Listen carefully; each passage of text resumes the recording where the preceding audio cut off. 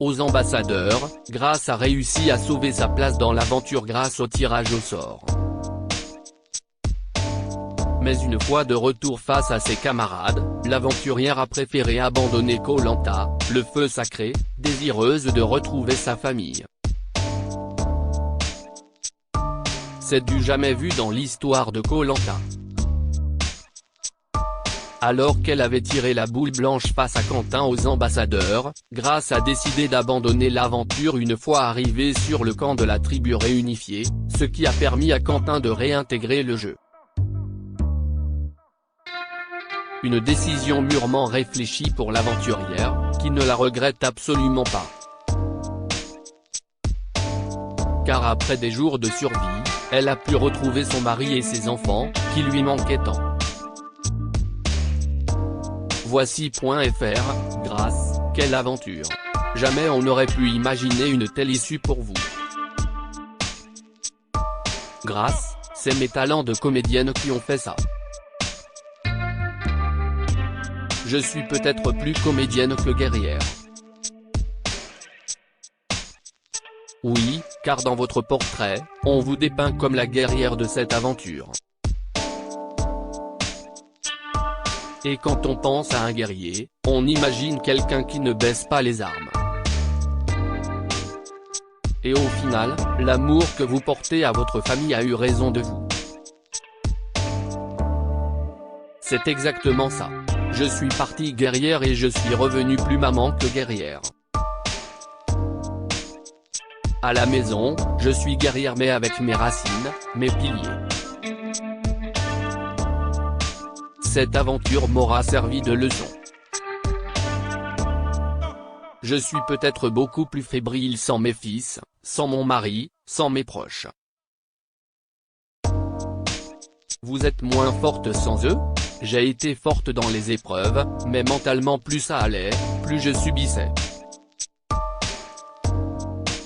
J'ai essayé de repousser à la réunification, je me suis dit que non. Je n'étais plus en phase avec tout ça, il fallait que je rentre. Vous vous êtes fait remarquer dès le premier soir en dormant attaché à un poteau. Comment avez-vous réussi à prendre sur vous? Pour être honnête, le fait de dormir sur une malle, je le dois à mon mari. Il m'avait interdit de dormir sur la plage, mais je crois qu'il n'avait pas compris de suite que Koh Lanta, ce n'était pas le Club Med. Il m'avait interdit à cause des bestioles. Mais après je n'ai pas eu trop de mal à dormir sur le sable, mais ça a été progressif. À la fin, le problème n'est plus là. Dormir sur une plage c'est même limite un lit douillet pour moi. Vous vous étiez un peu emporté contre Martin à cause de son tic de langage. Il y a d'autres choses qui vous ont agacé dans l'aventure? Non. Martin, c'était vraiment un pétage de plomb de ma part. Je récupère Martin qui est plus dans la négativité, et qui veut tout réorganiser en arrivant sur le camp, je le prends très mal. Je psychote et je ne vois que son tic de hé les gars. J'ai pris en grippe ce petit tic. Mais aujourd'hui ça va mieux avec Martin, ça va très bien avec tout le monde. Même avec Rudy le pauvre, il a voulu faire une aventure stratégique. Ça reste un jeu. On peut dire que vous partez avec panache et on sent qu'à aucun moment vous ne regrettez votre décision. Mais quand avez-vous pris cette décision? Il y a plusieurs étapes. Au deuxième jour de l'aventure, donc au tout début, c'était très compliqué pour moi. Je pleure, je ne dors pas. Mais je m'accroche sans même qu'il le sache. Le départ de Benjamin, je me dis mais pourquoi toi aussi tu ne le fais pas? Ensuite, je m'accroche encore et quand arrivent les ambassadeurs, je fais le topo dans ma tête de comment je vis cette aventure par rapport aux autres. Je dis à Gilles et Nicolas que cette aventure leur apporte quelque chose, alors que moi elle ne m'apporte rien. Là si j'y vais, c'est que je cherche un électrochoc. Si je tire la boule blanche, c'est le destin et je reste. Et si je tire la boule noire, sans rancune car pour moi il n'y a aucun jaune qui sort. Gilles me laisse partir et me dit si tu vas à la boule blanche, promets-moi que c'est la nouvelle grâce qui revient. Et au final, ce n'est pas la nouvelle grâce. L'électrochoc, je ne l'ai pas eu. Belle aventure, mais j'étais en train de la subir. Baisser les armes, ce n'est pas grave. Oui, c'est égoïste sur le moment parce que j'ai juste envie de rentrer. Mais je me dis que même si j'ai des regrets plus tard ce n'est pas grave, parce que c'est ce dont j'ai envie là, maintenant. J'ai été capricieuse, mais je n'ai pas regretté mon caprice. Auriez-vous pu dire directement à Denis que vous préfériez partir, sans aller au tirage au sort? Non, parce que je cherche vraiment la boule blanche.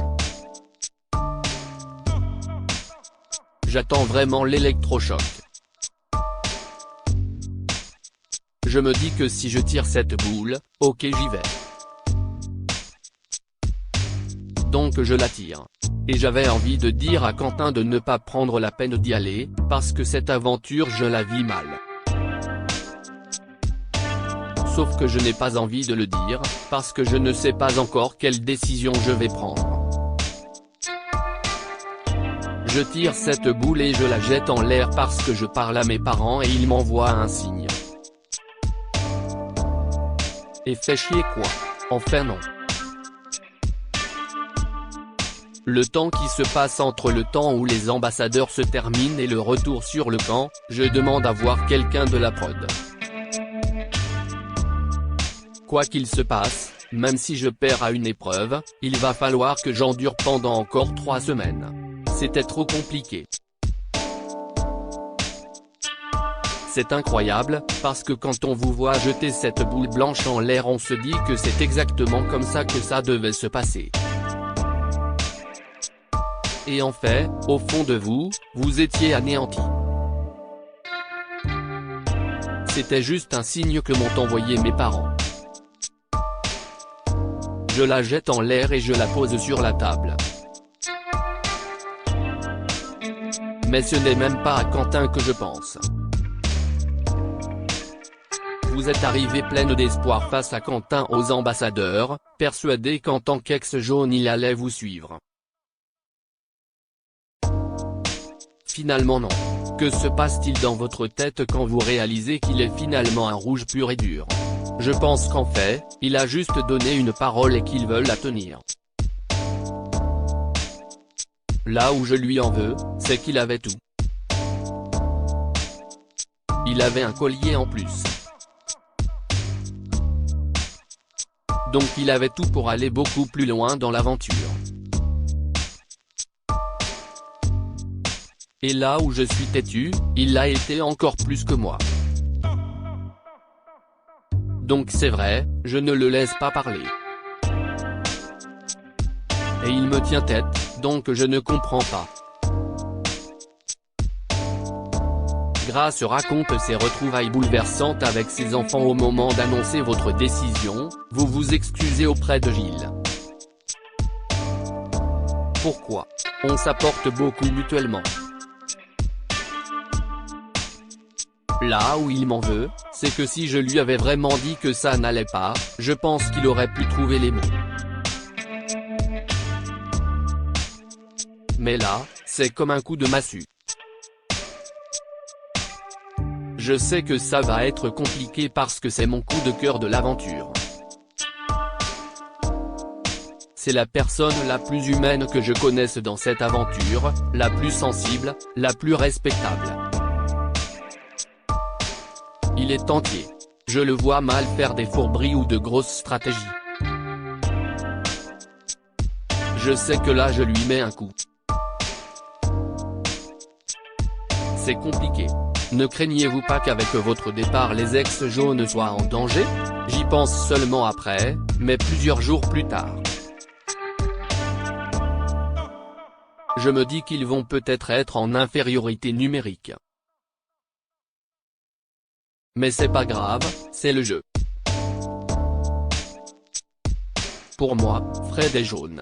Laura, Gilles, Nico, Tania et je pense que même Quentin, en ayant défendu les rouges, il sera jaune. Je le vois mal continuer l'aventure avec Anne-Sophie et Esteban face à l'équipe des jaunes.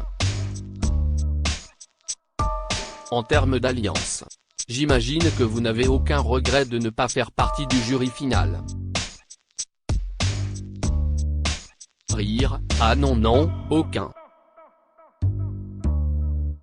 Ce n'est pas grave. Mon aventure, je l'ai vécue comme j'ai pu. Je préfère cette décision plutôt que d'être resté pour le jeu, pour les 100 000 €. Mes enfants, ma famille, valent beaucoup plus que ça. Comment a réagi votre famille en vous retrouvant? Comment étaient ces fameuses retrouvailles? Je suis allé rejoindre mon deuxième au foot. Il y avait tout le monde. Il n'a même plus réussi à jouer, il s'est effondré. C'est un beau souvenir, gravé. On a l'habitude de se voir tous les jours. On partage des choses. Mais le manque, il n'y a que quand on l'a vécu qu'on peut le comprendre. Je sens que vous êtes très ému. Oui, c'est gravé. On ne s'en rend pas compte. Quand on a tout, on ne sait pas.